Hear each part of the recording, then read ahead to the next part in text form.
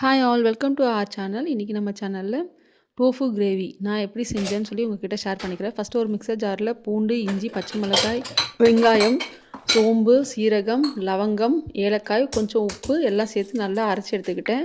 கூடவே ஊற வச்ச வால்நட் அப்புறம் கசகசா சேர்த்துட்டு நல்லா அரைச்சி ஃபைன் பேஸ்ட்டாக அரைச்சி எடுத்துக்கிட்டேன். இப்போது ஒரு பாத்திரத்தில் எண்ணெய் சேர்த்து அது கூட பிரிஞ்சி இலை, பட்டை சேர்த்துட்டு பொடியாக கட் பண்ண வெங்காயம் இதெல்லாம் சேர்த்துட்டு நல்லா வதக்கிக்கணும். இது நல்லா வதங்கினதுக்கடுத்து நம்ம அரைச்சி வச்ச விழுதை சேர்த்துட்டு பச்சை வாசனை போகிற அளவுக்கு நல்லா வதக்கி எடுத்துக்கோங்க. இது நல்லா ஏன்னா நம்ம ராவாக போட்டு அரைச்சிருக்கோம், வெங்காயத்தை வதக்கலை. அதனால் இது நல்லா வதக்கிக்கிட்டு அந்த வாசனை வெங்காயத்தோட அந்த பச்சை வாசனை போகிற அளவுக்கு வதக்கிக்கோங்க.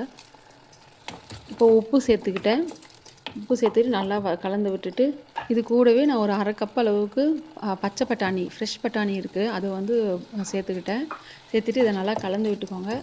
இது கலந்து விட்டுட்டு இது கூடவே நம்ம தண்ணி சேர்த்துக்கலாம்.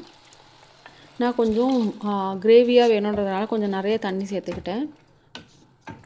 இப்போ தேவையான அளவு தண்ணி எல்லாம் சேர்த்துட்டு அதை ஒரு கொதி வந்தோடனே ஒரு தட்டை போட்டு க்ளோஸ் பண்ணி வச்சுருங்க. அது நல்லா கொதித்து வரட்டும். இப்போ ஒரு 10 நிமிஷம் கழிச்சு ஓப்பன் பண்ணி பார்க்கும்போது நல்லா கொதித்து ரெடியாக இருக்குது. இந்த டைமில் நான் அரை கப் அளவு தேங்காய் பால் சேர்த்துருக்கேன். தேங்காய் பால் சேர்த்துட்டு கொஞ்சம் தண்ணி வேணும்னா அட்ஜஸ்ட் பண்ணி அதை சேர்த்துக்கோங்க. இப்போ இதில் 1 ஸ்பூன் அளவுக்கு மிளகு தூள் சேர்த்துருக்கேன். உப்பு கொஞ்சம் டேஸ்ட் பண்ணி பார்த்து தேவைன்னா போட்டுக்கோங்க. போட்டுட்டு நல்லா கலந்து விட்டுக்கோங்க.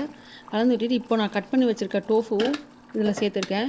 இதில் நான் டோஃபு டைரெக்டாக சேர்த்துக்கிட்டேன். உங்களுக்கு வேணும்னா இதை உப்பு, மஞ்சத்தூள், லெமன் ஜூஸ் எல்லாம் போட்டு லேசாக மேரினேட் பண்ணிவிட்டு அதுக்கடுத்து கூட நீங்கள் இதில் சேர்த்துக்கலாம். இப்போ இதில் கஸ்தூரி மேத்தி 1 ஸ்பூன் அளவுக்கு சேர்த்துட்டு இது நல்லா கலந்து விட்டு இறக்கிட்டா நம்மளுடைய டோஃபு கிரேவி ரெடி.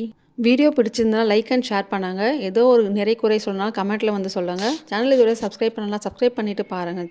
பாய்.